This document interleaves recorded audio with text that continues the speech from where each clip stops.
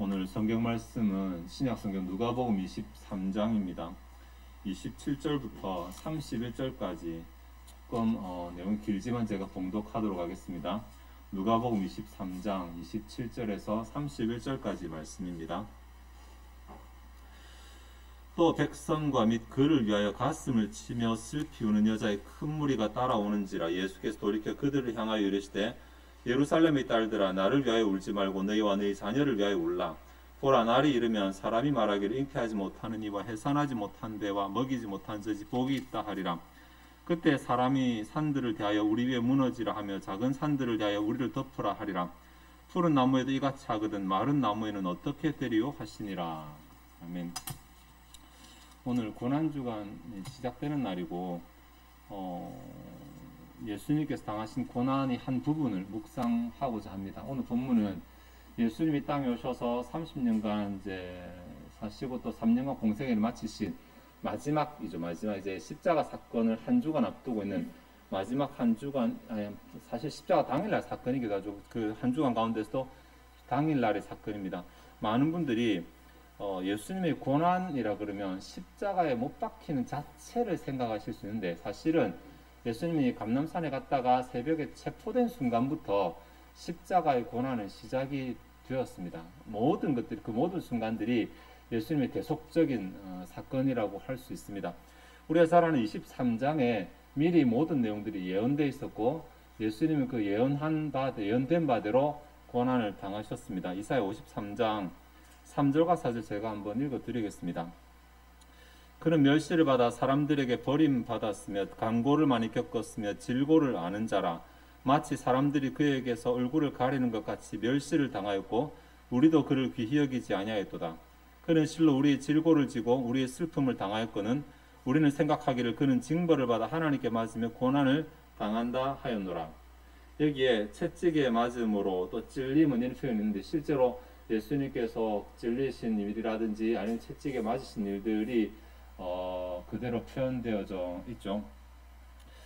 예수님 실제로 빌라도 법정에서 이제 채찍을 맞으셨는데 그게 당시 로마 채찍이 우리가 이제 흔히 서부 영화에서 보는 그런 긴 채찍이 아니라 굉장히 짧은 손으로 쥐는 짧은 채찍이었고 가죽 끝에 동물의 뼈나 납조각을 달아서 때리는 채찍이었어요. 한 대만 때려도 뼈가 부러지거나 살이 터지는 그런 것이었기 때문에 아마 고통이 굉장했을 것입니다. 그렇게 채찍을 맞고 바로 당일날 십자가를 져야 됐어요. 그러다 보니까 아마 혼자 힘으로 십자가 지게 붙였겠죠. 그래서 오늘 본문 바로 앞절인 26절에도 보면 그들이 예수를 끌고 갈 때 시몬이라는 구레네 사람이 시골에서 오는 것을 붙들어 그에게 십자가를 지고 예수를 따르게 하더라라고 해서 예수님이 자기 십자가를 질 수 없을 만큼 많이 쇠약해졌다라는 것을 알 수 있습니다.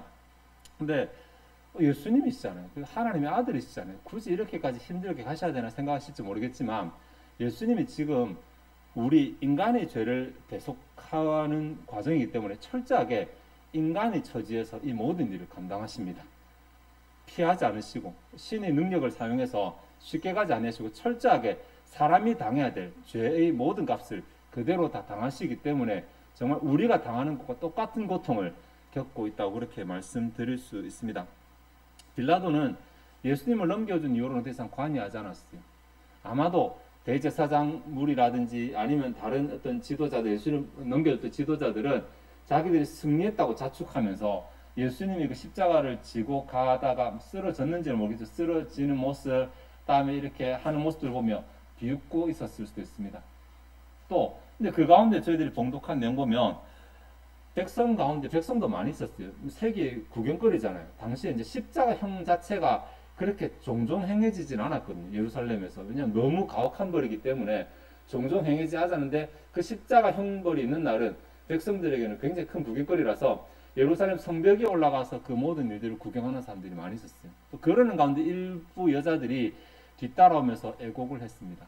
이분들이 누구일까? 예수님의 가족일 수도 있겠고, 친족일 수도 있겠죠.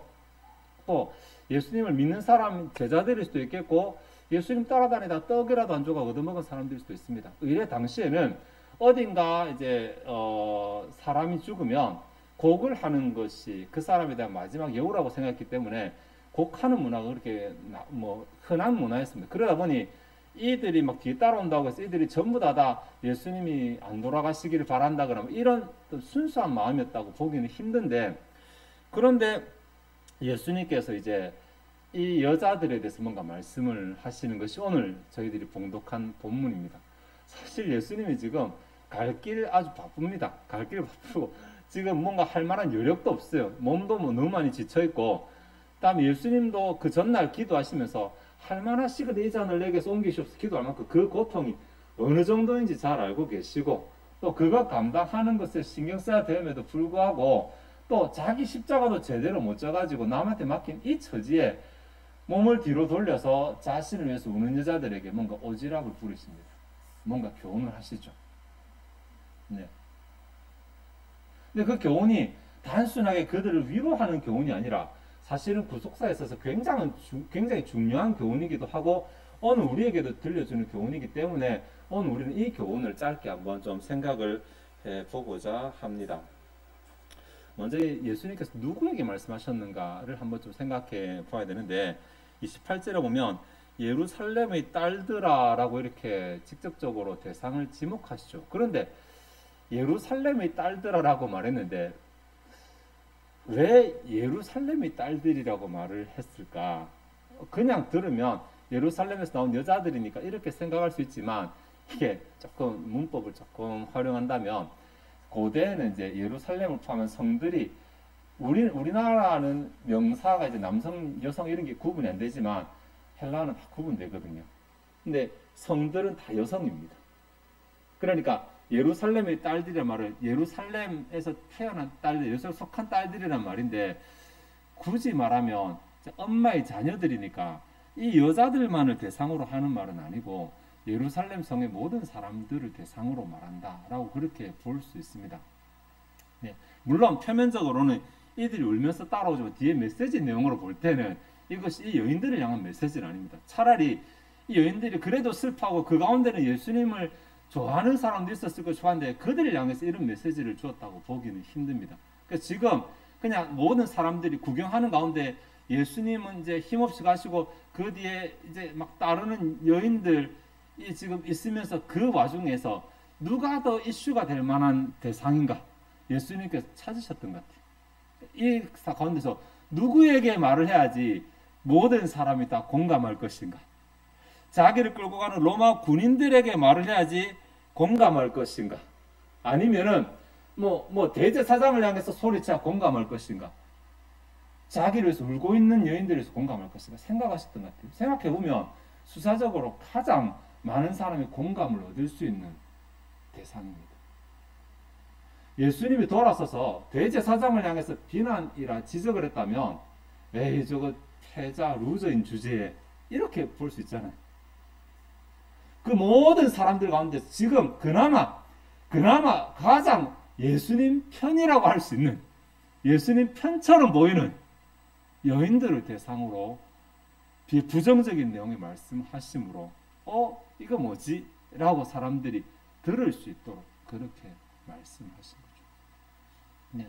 날 위 울어줘서 고맙다라고 말씀하셨다면 달랐을 것인데 오히려 다른 말씀을 그들을 마치 공격한 듯한 말씀을 하심으로 모든 사람이 관심을 끌 수 있었다고 그렇게 말할 수 있습니다. 지금 여인들이 예수님 뒤를 따라가면서 울고 있거든요. 근데 성경에 보면 가슴을 치며 슬피 운다라고 말을 하는데, 가슴을 친다라는 이 표현은 사실 원어는 이제 가슴이라는 단어가 안 나옵니다. 그냥 친다, 때린다라는 표현인데 그 당시에 사람이 죽으면 그게 너무 슬픈 고통이잖아요. 너무 슬픈 고통이라서 이 슬픔을 표현하기 위해서 내가 얼마나 고통스러운지 표현하기 위해서 자신의 몸을 학대하는 풍습이 있었습니다. 지금도 있습니다. 지금도 아프리카 가면 가족이 죽으면 이빨을 뽑는다는 손가락을 절단하는 풍습이 지금도 있어요. 네. 너무 고통스러운 거. 근데 가족은 고통스러워서 하잖아요. 근데 그 사람이 가족을 잘 알고 있는 사람들이 똑같이 따라합니다. 머리털을 뽑는다든지. 똑같이. 왜냐면 나도 네 고통에 동참한다는 표현이에요. 그러니까 지금 예수님이 지고 가는 그 고통에 나도 동참한다라는 표현으로 자신의 가슴을 치는 이러한 사람입니다. 여기 또 슬피 운다라는 말은 그냥 애곡한다는 말이거든요. 그대로. 그러니까 지금 이 여인들의 행동은 누가 보더라도 이제 그 내용이야. 면면히 살펴보면은 진심일 수도 있고 흉내일 수도 있지만 어쨌든 지금 겉으로 보는 표현에서는 가장 예수님 편이 어찌할 수 없었어요. 근데 이런 사람들을 대상으로 예수님께서 뭔가 지적을 하신 듯한 말씀을 하셨다라는 것은, 그리고 그들 향해서 뭐 나를 따르는 여인들아, 울고 있는 여인들아 이렇게 안 하시고 예루살렘의 딸들아라고 하셨다는 것은, 이것은 예수님께서 지금 그들에게 뭔가 말씀을 하고자 하시는 게 아니라는 것입니다. 그들을 통해서 사람들이 관심을 집중시킨 다음에 전체에게 뭔가 교훈을 하고자 하시는 것이라고 볼 수 있습니다. 두 번째로 예수님께서 그들에게 하시고자 말씀이 과연 무엇이었는가? 울지 말라. 아닙니다. 그죠? 네. 나를 위하여 울지 말라는 거지, 울지 말라는 것 아닙니다. 제자들한테는 근심하지 말라고 말씀하셨잖아요. 제자들은 진짜 자기 편, 진 자기 편에게는 근심하지 말라고 말씀하셨는데, 지금 예루살렘 사람들에게는 울지 말라라고 말씀 안 하시고 울라 대신에 우는 이유가 다르다.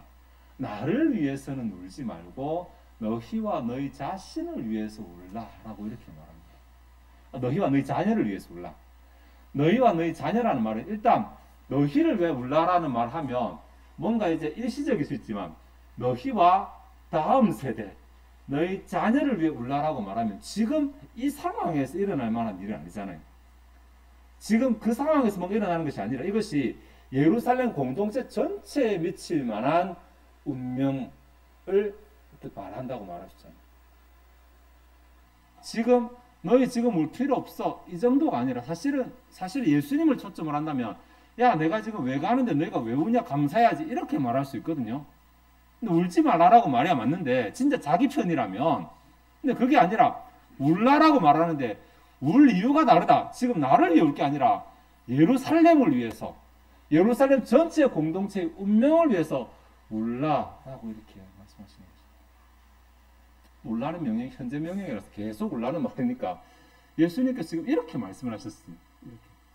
너희를 위해서 울고 너희 자녀를 위해서 울고, 아니 예루살렘 공동체를 위해서 울고. 이 말씀만 딱 보면 분위기가 반전되는 분위기입니다. 지금 사람들 생각에 저게 지금 저 죄인의 입에서 할 말인가? 곧 죽을 사람의 입에서 할 말인가? 그런 말씀을 예수님께서 하십니다. 네, 사람들이 왁자지껄하고 웅성웅성하고 뒤에서 울고 따르고 한참 시끄러운 그 와중에 예수님께서 여인들을 향해서 다 들리게 하셨으니까 큰 소리를 하셨을 거예요. 그러니까 사람들은 혼란스럽게 저게 도대체 무슨 말인가? 이게 무슨 말이에요? 왜 지금 뭐라고 하는 거예요 지금? 우리는 승자고 우리는 구경꾼이고, 근데 저 지금 죽을 사람, 저 패자가 지금 자신에게 쏟아지는 눈물이 그게 잘못됐고 오히려 우리가 눈물을 흘림 받아야 될 대상이라고 말하니까 우리 처지가 더 안 좋다고 말하는 거잖아요 지금. 이게 도대체 무슨 말이야? 라고 혼란스러워. 이것이 예수님의 의도라고 말할 수 있습니다. 왜 그렇게 말씀하셨을까? 29절에 보면 보라 날이 이르면 이라고 하는, 한글 성경에는 번역 안 됐지만 왜냐하면이라는 접속사로 시작해요. 그러니까 왜 지금 이 상황에서 나를 위해 울 것이 아니라 너희 공동체를, 즉 내가 너희들에게 있어서 참 지금 고통스럽고 그다음에 눈물겹고 슬픈 상황이 아니라 사실은 너희 공동체가 지금 그렇게 고통스럽고 슬픈 상황이라는 이유가 뭔지에 대해서 말씀하시면서 날이 이르기 때문이라고 말씀하십니다. 여기 이르는 날은 예루살렘 공동체 전체에 임하는 날이거든요. 그거 심판의 날입니다. 내용상. 그러니까 실제로는 지금 심판의 날이 곧 다가올 것이기 때문에, 심판의 날이 다가오게 되면 지금 비웃거나 지금 내일 아니라고 구경하는 사람이나 심지어 지금 다른 이유로 따라오는 자들, 예수를 믿는 자들이 아니라 따라오는 자들, 우는 자들까지도 전부 다 그날은 고통을 당하게 될 것입니다. 지금 내가 당하는 고통과 비교할 수 없는, 아니 어떻게 보면 지금 내가 당하는 고통, 너희들이 그렇게 슬프고 고통스럽게 그 고통을 당하게 될 것이니까. 여기에 그날의 고통에 대해서는 뒤에 29절에 보면 잉태하지 못하는 이와 해산하지 못하는 이와 젖먹이지 못하니까 자녀가 없는 자가 복되다. 너희와 너희 자녀를 위해서 울라라고 자녀를 콕 집어 말해놓고는 그날이 되면 자녀가 없는 자들이 복이 있다고 말해요. 여기 말하는 복은 상대적인 복이잖아요. 실제로 번영한다는 말이 아니라 덜 고통스럽다는 말입니다. 자녀를 위해 근심하고 고통하는, 자녀가 죽어가고 고통당하는 모습을 보는 그 고통은 덜어줄 수 있으니까 네 고통만 생각하면 되니까 상대적으로 덜 고통스럽다고 그렇게 말하는 것입니다. 30절에 그때 사람들이 큰 산에게 작은 산에게 내 위에 떨어지라 이렇게 말하는데 표현이 참 애매하죠. 이거 아마 당시에 속담이거나 뭐 그런 같은데 관용 같은데 정확한 뜻은 알지 못합니다. 두 가지 정도로 해석이 되는데 하나는 우리를 가려달라. 내가 산 밑에 숨을 테니까 우리 앞에서 딱 산을 쳐서 방패를 만들어 달라라는 표현일 수도 있고 다른 하나는 차라리 네가 나를 죽여달라라는 표현일 수도 있습니다. 너무 이 상황이 두려우니까 어떻게 하지 못해 차라리 빨리 죽었으면 좋겠다. 네, 죽음이 차라리 덜 고통스럽겠다라는 표현으로 이렇게 했을 수도 있어요. 그 어떤 표현이든지 간에 이 날은 정말 엄청난 고통의 날이 될 것입니다. 엄청난 두려움의 날이 될 것입니다. 그 날이 다가오고 있기 때문에 한치 앞을 알지 못하는 지금 예루살렘 주민들은 지금 대제사장과 유대 지도자들은 지금 딱 그 상황, 그 장면만 보고 자기들은 승자고 구경꾼이라고 예수님은 지금 십자가 형을 받는 죄인이라고 이렇게 바라보고 있지만 사실 예수님이 가시는 길이 무슨 길입니까? 왜 그 길을 가시는데 우리가 원래 방금 전에 말한 그날의 운명을 피하게 하기 위해서는 예수님이 대신 그 길을 가고 계시는 거잖아요. 근데 지금 종교 지도자들이나 구경꾼들이나 심지어 따라다니는 이 여인조차도 자신들에게 당할 운명을 생각하지 못하고 지금 예수님의 처지를 보면서 이들이 비난하거나 울고 있다는 거죠. 초점이 잘못된 것이죠. 31절에 푸른 나무에도 이같이 하거든 마른 나무에는 어떻게 되려? 이건 분명히 우리가 이제 경언이나 속담이라고 이렇게 생각하고 있습니다. 무슨 말이냐면 푸른 나무와 마른 나무는 푸른 나무는 생명력이 있고 다음에 또 건강하고 이렇고 마른 나무는 아무것도 할 힘이 없잖아요. 이렇게 극단적으로 대비를 시키면서 푸른 나무가 앞에 말한 것처럼 큰 산이여 내 위에 떨어지라 작은 산에 떨어지라 이렇게 말할 정도라면 뭔가 힘이 있고 감당할 수 있고 능력 있는 자들도 그렇게 말할 정도라면 마른 나무는 그날을 감당할 수 있겠냐? 여기 마른 나무가 너희들이거든 지금. 네. 너희들은 그날을 감당 못합니다. 그만큼 엄청난 날이 오게 된다라고 하는 거죠. 지금 예수님께서 이 말씀 제가 구속사적으로 굉장히 중요한 말씀이라고 말씀드렸는데 나를 위하여 울지 말고 너희들의 운명을 위하여 울라란 말은 지금 너희들이 지금 생각하는 것처럼 내가 가는 이 길을 이해하지 못하고 이 일을 바라보는 자들의 향. 예수님께서 지금 가시는 길을 이해하지 못하고 그 일을 구경하는 자들에게 하시는 말씀이거든요. 지금도 예수님의 고난을 이해하지 못하고 예수님의 십자가 사건을 이해하지 못하고 이 날을 구경하는 사람들, 이 날을 평가하는 사람들은 역시 그 날에 대한 대비책이 없습니다. 그러니까 결국 예수님께서는 표면적으로는 자신을 따르는 울고 있는 여자들에게 말씀드리지만 사실은 그것을 통해서 너희들에게 임한 운명이 무엇인지를 생각해 보라고 경고하시는 거죠. 오늘 웃는 너희가 내일도 웃을 수 있는 것인지 잠시간 구경꾼인 너희가 나중에 고통의 주인공이 안 된다는 보장이 있는지 생각해 보라는 것입니다.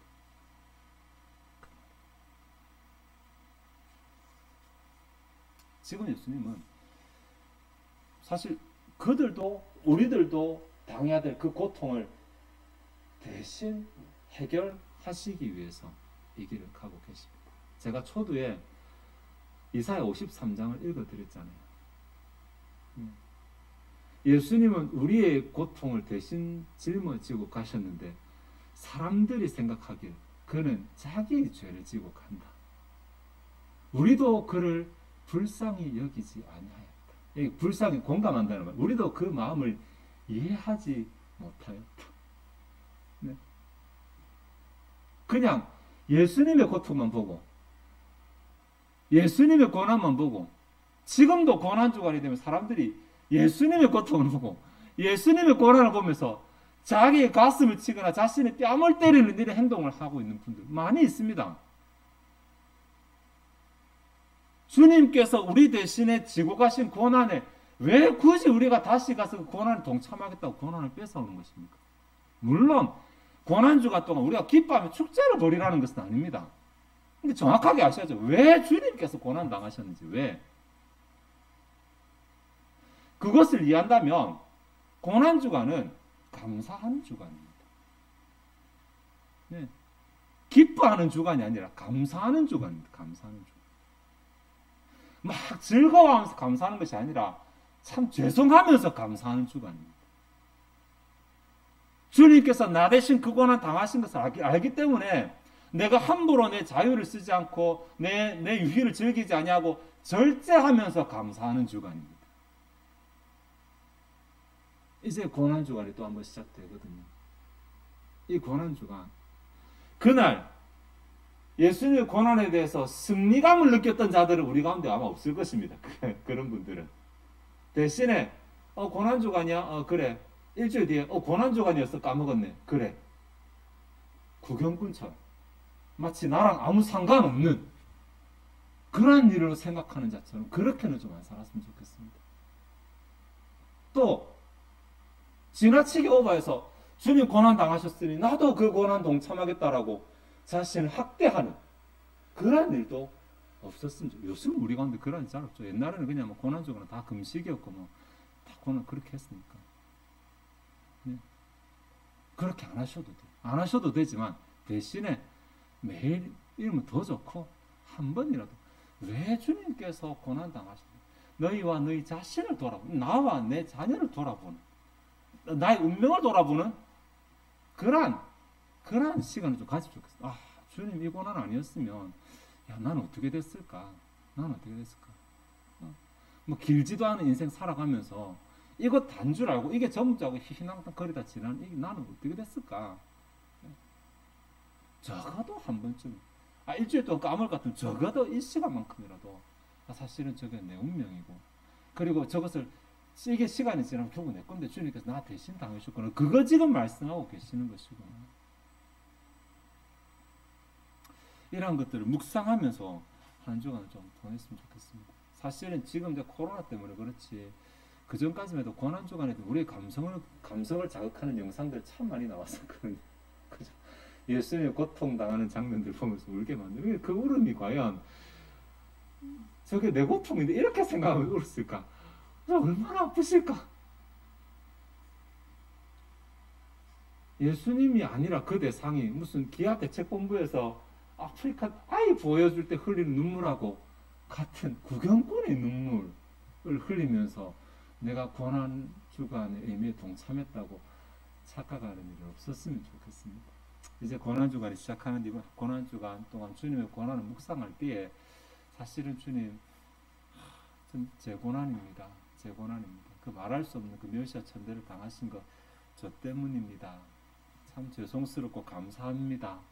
라고 고백하고 그렇게 고백한다면 또 주님 앞에서 한 주간 정도는 내 삶을 조금 절제하는 또 조금 한 걸음 더 나아가서 그 절제에서 오히려 다른 사람을 돌아볼 수 있는, 그죠? 다른 사람을 돌아볼 수 있는 이런 한 주간이 되었으면 좋겠습니다. 기도하시겠습니다. 하나님, 오늘 우리는 그 주님의 십자가 고난의 짧은 한 부분을 생각해 보았습니다. 주님의 고난이라고 자꾸 말하니까 주님이 당하신 고난 자체만을 생각하지 왜 주님이 그 고난을 당하셔야 했는지 이유를 우리가 자주 까먹어 버리고 괜히 주님의 고난 흉내내고 또 주님의 고난을 평가하고 이러한 잘못된 모습들이 이 시대나 지금이나 똑같은 것 같습니다. 하나님, 우리 마음 가운데 주님의 고난에 동참하는 것이 아니라 주님의 고난의 의미에 동참하는 믿음을 주시옵소서. 주님께서 왜 그 고난 당하셨는지를 생각해 보게 하시고 생각할 때마다 내가 당했을 고난임을 생각하며 인정하며 감사하게 하시고 또 주님께서 나 대신에 그 고난 당하셨음을 감사한다면 내가 그 고난의 의미에 동참하면서 나 자신을 절제하고 또 다른 연약한 자를 돌아볼 수 있는 마음을 허락하여 주옵소서. 주님이시여, 주님께서 이 고난을 통하여서 우리 대속하신 그 고난을 통해 우리에게 자유를 주셨사오니 우리에게 나가신 자유를 통하여 주를 위해 살게 하시고 또 주님께서 우리에게 연하신 나라에서 복을 향해 나아가며 누리는 주의 백성들 되게 도와주시옵소서. 이번 한 주간은 한 번이라도 묵상하는 시간이 되게 은혜 베풀어 주시옵소서. 이 시간 주 앞에 준비된 예물을 바치고자 합니다. 우리의 마음이 즐거이 주님을 헌신하게 하옵소서. 감사드리며 예수 그리스도의 이름으로 기도하옵나이다. 아멘.